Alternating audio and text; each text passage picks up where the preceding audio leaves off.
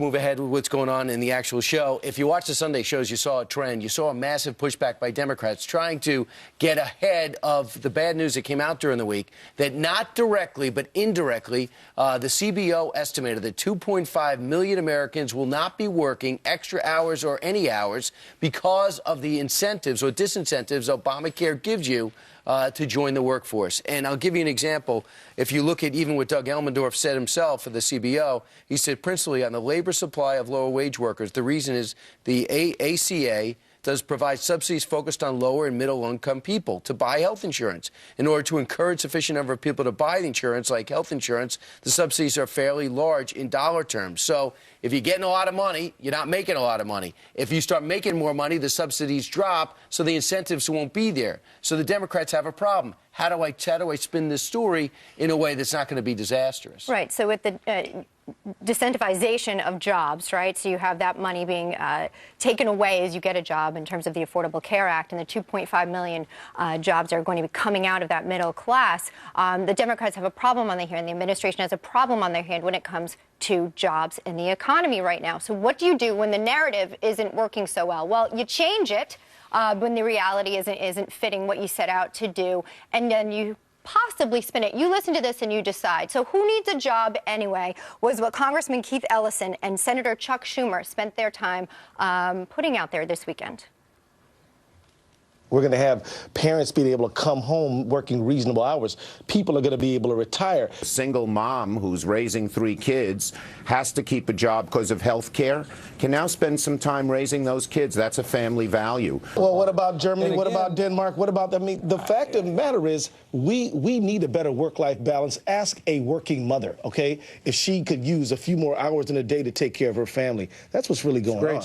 As a working mother, I would like to say that I actually appreciate my job, and I think there's a certain dignity and pride that comes with being able to provide some sort of income. I'm sure I'm not the only one who feels that way, but I don't like when someone speaks for me. But being locked in, that's the whole argument. Well, you know, the problem is that you get a job, then you just feel so locked in, and that's what they're saying. So the spin is now no more lock-in. So if you have a job, you just don't like that job, you can just leave, because you know everyone's hiring across the country.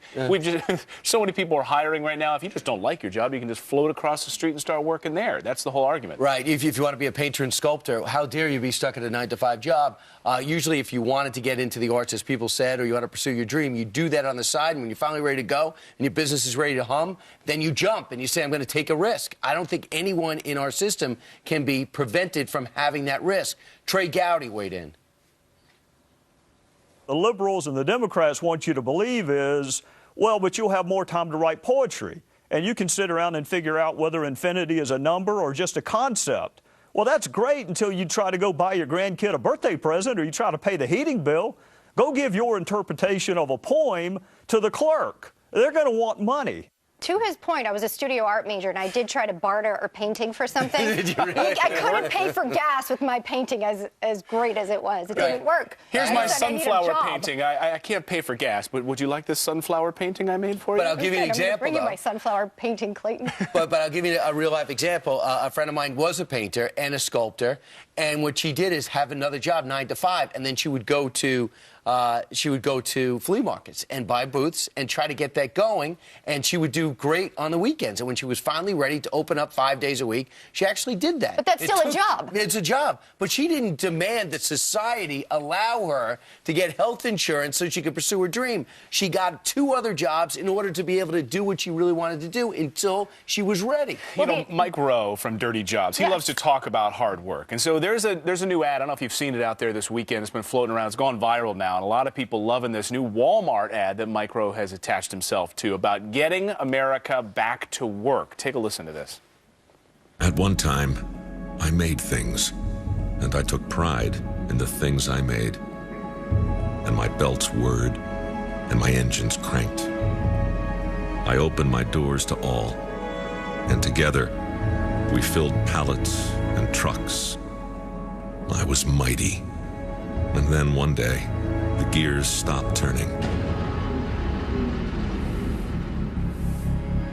But I'm still here, and I believe I will rise again. And we will build things, and build families, and build dreams.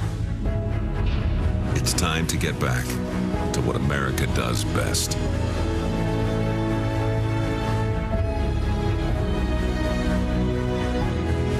Because work is a beautiful thing. It's uplifting.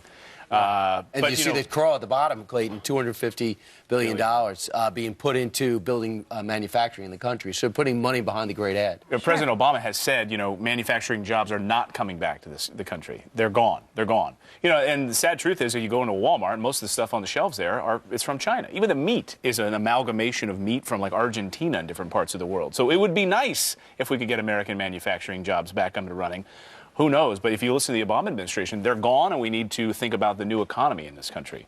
I'm okay with the idea that speaking the truth that some jobs aren't there is a bad thing. It's when the narrative shifts to, oh, it's a great thing. Just bake a cake instead, paint something, draw, spend time at home. You can't. There are bills to be paid, and I think the American people are smart enough. Let us know what you think. I mean, do you think working is overrated? Does working give you pride, dignity, respect? We'd love to hear. I mean, fundamentally, everybody wants health insurance, and sometimes you keep a job or you choose a job because they have better benefits than another job. I thought that was a factor. Also, you're in a pathway. If you're in a job and maybe if the entry-level position is not correct, maybe the next position is great, and maybe that builds up your resume to get even a better job. That's a path. You're creating your own career arc. Why is everyone using the term trapped? And I do have this to say when it comes to politics. If you have somebody telling you, work less, get full benefits, and vote for me, that sounds good on its surface. Right, because I'll take care of you. I'm going to provide for you. It's kind of hard to argue with that. All right, let's check in with Heather now.